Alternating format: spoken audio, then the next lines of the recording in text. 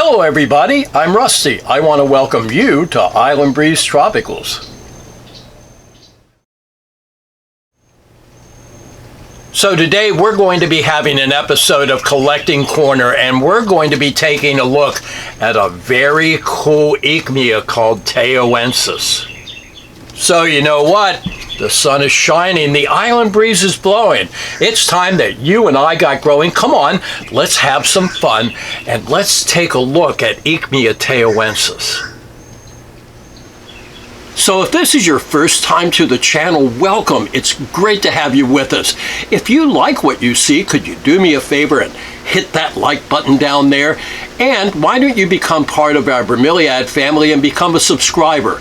Thanks a lot. Now, why don't we get to today's video? So we haven't done a collecting corner in a fair amount of time, and I thought it would be fun to do a couple, and we're going to start out with this week on one of the coolest bromeliads that I think I've ever seen, and it's called Aechmea Tayoensis. Now, Tayoensis doesn't look like our regular bromeliads. Yeah, I know we just did the genus Dicea and they don't either, but look at this thing. This, by the way, is a baby. Now, one thing that makes Aechmea Tayoensis so distinctive is its architecture.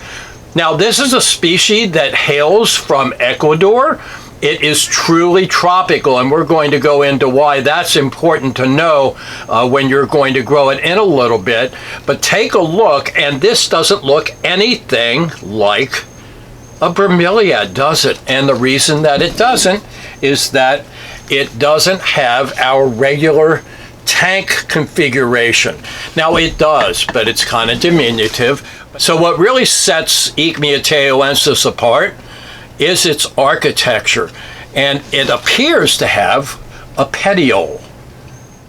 So what is a petiole? Well, it's easier for me to show you what it is than what it's not, and I'm going to be using the sea hibiscus leaf, and you can see that the leaf comes out of here and comes up here, and this right here is the petiole, and here's what determines whether it's a real petiole or not, and that is right in here, and you can see that there's a clear line of demarcation between the stem of the leaf, that is the petiole, and the leaf itself.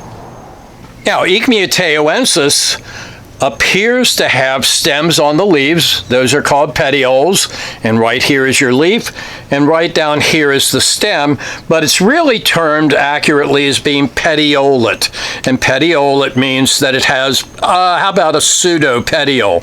This is really part of the leaf, because right up here, guys, let's see if I can get it in the frame, take a look up here, and there's no line of demarcation between the leaf and what appears to be a stem. So all it is this is a modified part of the leaf, and that is what sets this particular Aechmea apart from all the rest. So this is a baby Tayoensis. Tayoensis can get really, really large, up to 4 feet in diameter. Now, we're not likely to see that even down here in the subtropics unless the plants are grown indoors in a greenhouse 365 days out of the year, because something that we really need to remember, and I'll go into why, that this is a truly tropical bromeliad. It does not grow at elevation, and it really has tropical needs to it. So my guess is that the big size is going to need a 365-day growing season, and unless you have a greenhouse, not all of us can supply that for the plant. So I want to show you some other Tayoensis. We're going to go to my friends at Sundance Orchids and Bromeliads in Fort Myers, Florida, and I'm going to show you some others.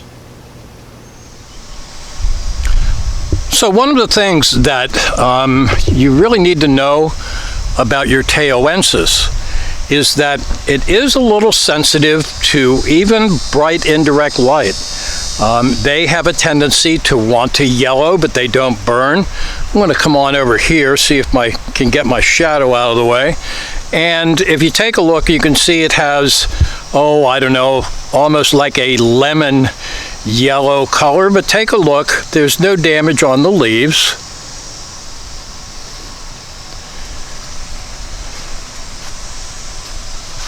And that's pretty much everywhere on the plant. Now, I'm going to kind of go on up here, see if I can show you.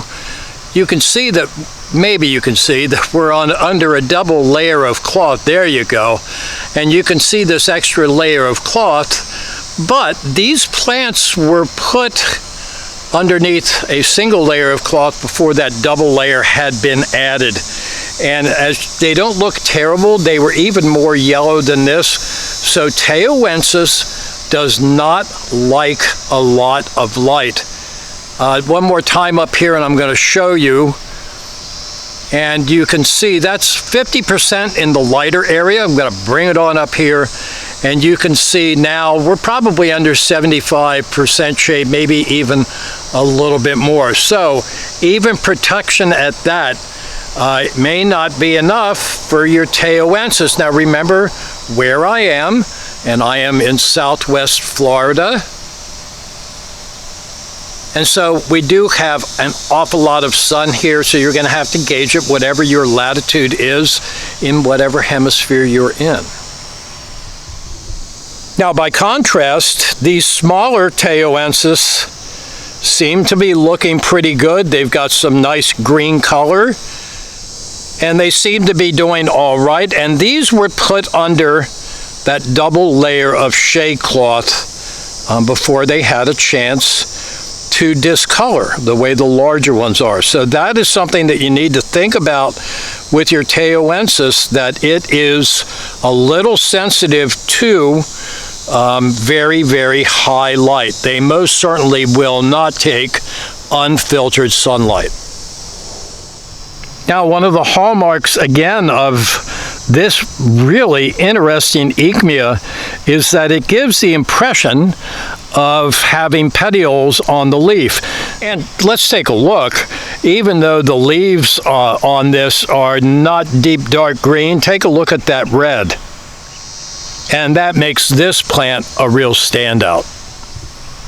Now, you may be able to see a little bit that this particular Tayoensis is a little greener, so it is getting back its color after being exposed to a little bit more light than what it wants. You can also see probably that the red color is somewhat diminished, but it's still there. Now, Tayoensis also pups. You can see that pup right there. But they do wait until they get larger. And you generally will not see pups on a Tayoensis this size. So they wait until they get a little bit more mature. And here's another view of an adult and an offset. The offset's got some size to it, doesn't it? So this gives you a little bit better view. Now these are Tayos that are in 6-inch pots, and then we're going to come on up, and the ones in back are considerably older, but you know what? They have yet to put out an inflorescence. And I have one in the tangle that I'm going to show you that I've had for years, and it has not put an inflow out.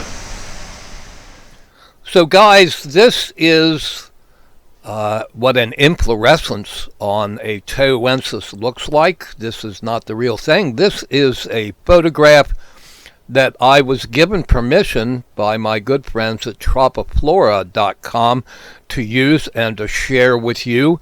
And the reason is because none of the Tayos that I have ever grown outside have ever come into flower. I've never had an inflorescence, and my guess is that they would have to be somewhat protected or grown in a warmer environment for a lot of the time before they would gain enough energy to do that. So thanks again to tropiflora.com. So you can see the difference in the color. I don't think it's drastic. Well, let's come on back here and you can see how the smaller ones who were not exposed to the 50% shea cloth have a really darker green color to them. So Tayoensis does require a little bit, let's say, more care, or maybe different care than some of our different Aechmeas, but along with some of the other Aechmeas, there is one little hitch in the get along when it comes to Tayoensis, and that it is truly tropical. Tayoensis does not like cold weather. Well, you might want to ask, what is cold weather? Well, even here in Southwest Florida, we do protect our Tayos if they are in, say, a cold spot. And here at Sundance Orchids and Bromeliads in Fort Myers, Florida, they are put in what we call the back Bromeliad house. And I'm going to show you in a second that this is protection for the plants during the winter.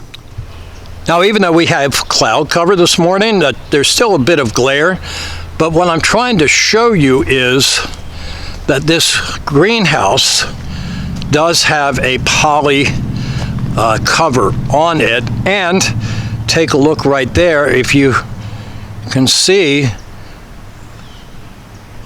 those are curtains that drop down. So after closing that door and the back door, and it's all closed up, it retains enough heat that we have not had to heat it and haven't had any damage on the Tayoensis. Alrighty, so this is a Tayo that I have growing out into the tangle. By the way, in the background, what you're hearing is an aerator in the pond, so it might get a little noisy. But anyway, this is a Tayoensis. Now, it's been growing in this section of the tangle, gee whiz, guys, I guess about 9 months, and it has done just fine. Now, it got torn up really bad because of the hurricane that was last year in the end of September. But as you can see, this has got some really, really nice color, and I'm going to show you why. So this Tayoensis is growing underneath the canopy in the tangle. And take a look at all the foliage, and you can get an idea for all of the cover that it's growing under. And this is in one of the areas of the tangle that I really, really love. It's back by the ponds. So as you can see, there's a fair amount of canopy here. And so what that means is that this Tayoensis has about the best color that I could ever ask for, because it gets only bright indirect light. It really doesn't even get that much dappled light except during the summer. Now, this is not full grown. What you see there is, oh, I don't know, on the outside it has a pup, with the pup maybe about 3 feet in diameter. But honestly, guys, they can get to be absolutely huge if you grow them in a greenhouse or you find them growing in habitat. Okay, so why don't we do a recap on what we need to know in order to grow an Aechmea Tayoensis in our collection. Why don't we start out with water? Now, as we alluded to before, it does have a central tank, but as you can see, it's not all that voluminous, and what that means is that we're going to have to maintain a certain amount of moisture in the substrate, more so than if we have our regular tank type Bromeliad, where we have more of a receptacle for the water. Now, my guess is, because this is a truly tropical plant, it gets adequate water needs even though it is epiphytic a lot of the time. And that's not going to be the case sometimes, depending on the time of year that you're growing it outside. So you do need to take a look at the substrate and feel it, and just keep it evenly moist. Now, I have them here at the Tangle, and I can tell you, even on a professional level, nobody really obsesses about it. But for the best growth, make sure that it gets the right amount of water.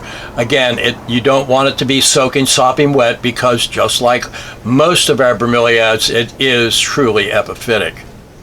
So the next thing is light, and when it comes to light, we talked about it before, no unfiltered sunlight, no matter where you are, for your Teo.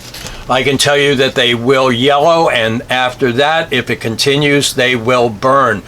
Even here in Southwest Florida, which is subtropical, we're not tropical down here, they will yellow even in bright indirect or filtered light. Generally, it's filtered light where you do get patches of sun, and I've had them yellow just like I showed you at Sundance Orchids and Bromeliads.